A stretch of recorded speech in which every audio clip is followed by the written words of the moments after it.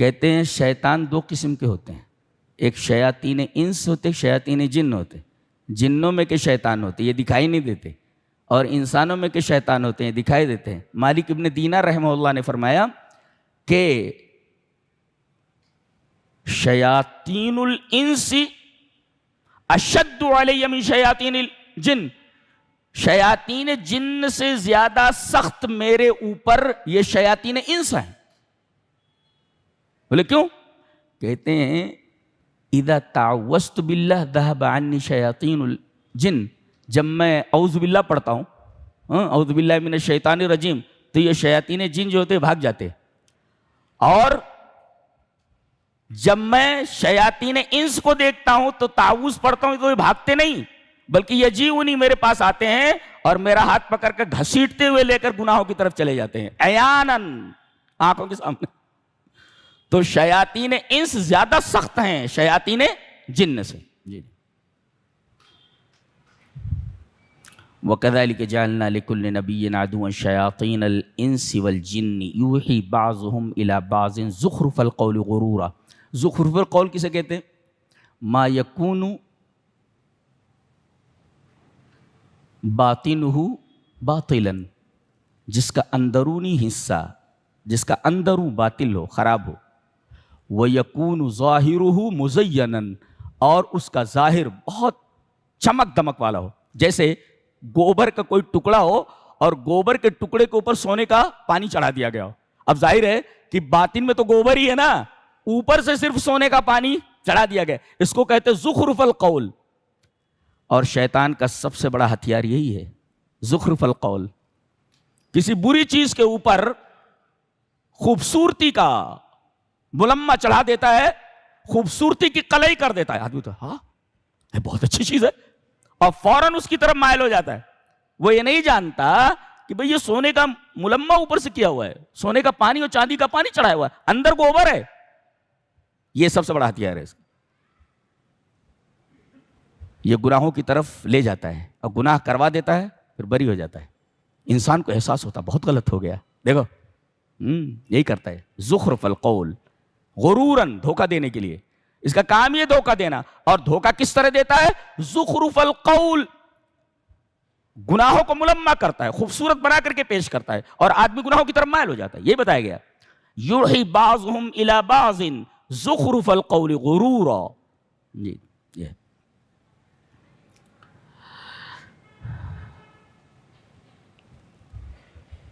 اب دو گروہ ہیں، ایک ہے جو ان شیاطین انس اور شیاطین جن کی ملمہ چڑھائی ہوئی، قلعی کی ہوئی چیزوں کی طرف مائل ہوتے ہیں۔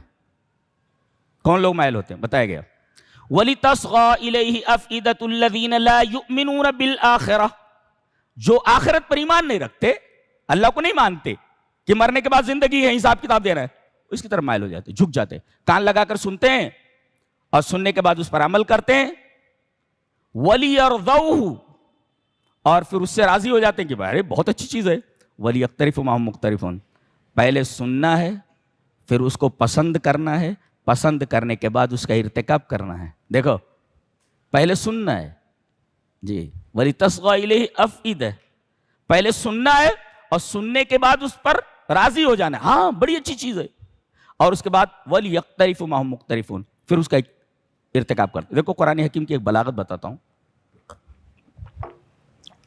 اس کا ایک لفظ ہم اگر سمجھائیں، ہم تو کہ معنی بتا رہے ہیں، یہ معنی جن الفاظ سے کشید ہو رہے ہیں، ان لفظوں کی حقیقت کو اگر کھولا جائے تو آپ حیران ہو جائیں گے۔ مثلا اب یہ ایک لفظ ہے وَلِيَقْتَرِفُوا مَا هُمْ مُقْتَرِفُونَ، ایک ہے اکتساب، جی ارتکاب، اور ایک اقتراف الارتکاب، گناہ کا ارتکاب کرنا تو اس کے لیے ارتکاب آتا ہے، گناہ کا اکتساب کرنا وہ بھی آتا ہے، اور گناہ کا اقتراف کرنا، دیکھیں دیگر الفاظ کو چھوڑ کر کے لفظ افتراق لایا گیا ہے، یہ اقتراف لایا گیا ہے۔ معنی سمجھتے ہیں؟ جیسے میں آپ کو سمجھاؤں، ایک مفسر اس کو سمجھاتا ہے اقتراف کے معنی کو، میں حیران رہ گیا پڑھ کر کے سمجھاتا ہے اس کو کہ ایک برتقال ہے، نارنگی ہے، اور ایک رمان انار ہے. سمجھاتا ہے اس کو کہ یہ آپ کے سامنے ایک نارنگی ہے برتقال، اور آپ کے سامنے ایک رمان ہے انار ہے.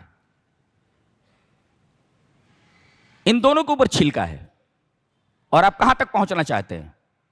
گودے تک نا. انار کے دانوں تک آپ کب پہنچیں گے؟ جب آپ چھلکے کو اتار دیں. چھلکے کو اتار دیں. ایسے ہی یہ جو گودا ہے یہ نیکی ہے یا گناہ ہے؟ اور ارتکاب اور اکتساب اور اقتراف یہ آپ کا عمل ہے. جی یہ عمل کر کے آپ وہاں تک پھر سے سمجھاتا ہوں. نارنگی ہے، نارنگی کے اوپر چھلکا ہے. اب آپ نارنگی کے گودے تک پہنچنا چاہ رہے، اس کی کاشوں تک پہنچنا چاہ رہے آپ، تو آپ کیا کریں گے؟ پہلے اس کا چھلکا اتاریں گے. یہ جو چھلکا اتارنا ہے، چھلکا اتارنا ہذا ارتکاب، ہذا اکتساب، ہذا اقتراف. جی اور چھیل کر کے وہ گودا لے لینا، یہ گودا یا تو گناہ ہے یا ثواب ہے. بغیر چھلکا اتارے آپ گودے تک نہیں پہنچ سکتے. اتنا سمجھ میں آیا؟ اقتراف کہتے ہیں کہ آپ دیکھیے کہ چھلکا دونوں کے اوپر ہے. مفسر بھی کیا سمجھاتا ہے، قرآن حکیم کی بلاغت. ایک لفظ کے اوپر دیکھو میں کتنی دیر سے سمجھا رہا ہوں ایک لفظ کو. ایک ہے برتقال کا قشرہ، ایک اس کا چھلکا ہے، اور ایک ہے انار کا چھلکا. دونوں چھلکوں میں فرق ہے.